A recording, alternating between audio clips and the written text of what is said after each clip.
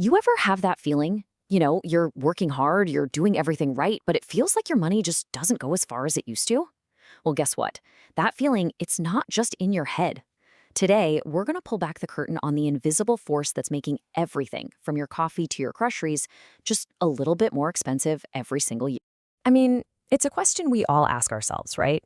Usually when you're standing at the checkout line looking at the total. You've got the same amount of cash in your wallet, but somehow it just buys less. It's not a feeling, it's a real economic force at play, and we're going to get into it. Okay, so let's dive into what's going on here.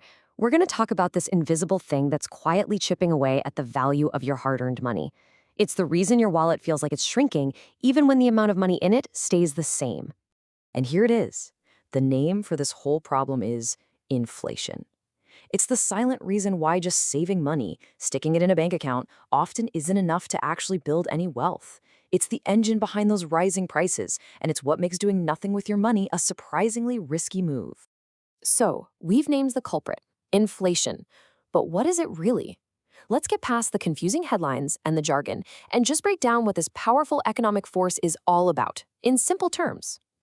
At its very core, it's just this. Inflation is the rate at which the general cost of things, goods and services, is going up across the whole economy. You can kind of think of it like a slow, steady tide that's lifting the price of almost everything. And, as that tide of prices rises, something else has to happen. Your purchasing power goes down. Each dollar, each euro, each pound, it just buys you a little bit less than it did before. The money is the same, but its power is weaker. Okay, I know this can still feel a little abstract, so let's make it super real. We're going to run a little thought experiment. I like to call it the $100 grocery test, and it shows you exactly how this works. All right, picture this. You walk into the grocery store with a crisp $100 bill. Today, for exactly that amount, you can fill your shopping basket with a specific set of items. Perfect. Now, let's say we have a pretty normal inflation rate, around 3%. Well, next year, that exact same basket of groceries is going to cost you $103. And if we jump ahead 5 years, you'll need $116 to buy the very same things. Now, here's the key. You didn't get poorer. Your money just got weaker. So we know that prices are rising. We see it every day, but why? I mean, what are the actual gears turning behind the scenes that cause this? Well, it usually boils down to 3 main drivers. First, if more money is created and pumped into the economy, well, you suddenly have more dollars chasing the same amount of stuff. That's going to push prices up. Second, think about high demand. If everybody suddenly wants to buy the same new phone or book a flight to the same vacation spot, and there just aren't enough to go around, prices will rise. It's classic supply and demand.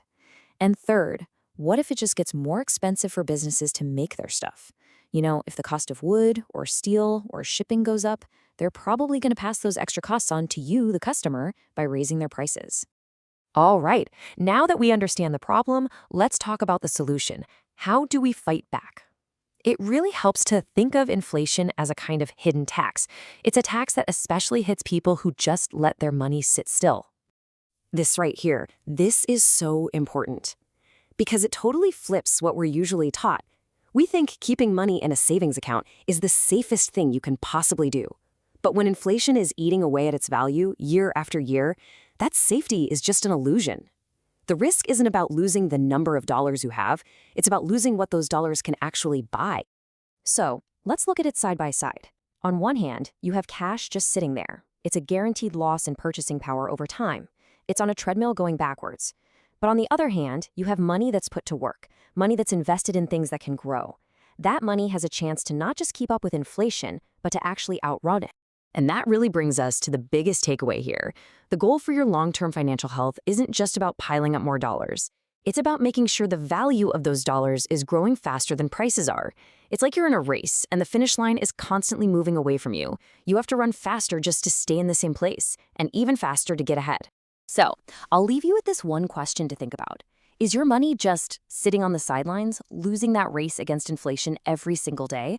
Or is it in the game, working for you, and actually helping to build your financial future? Something to think about.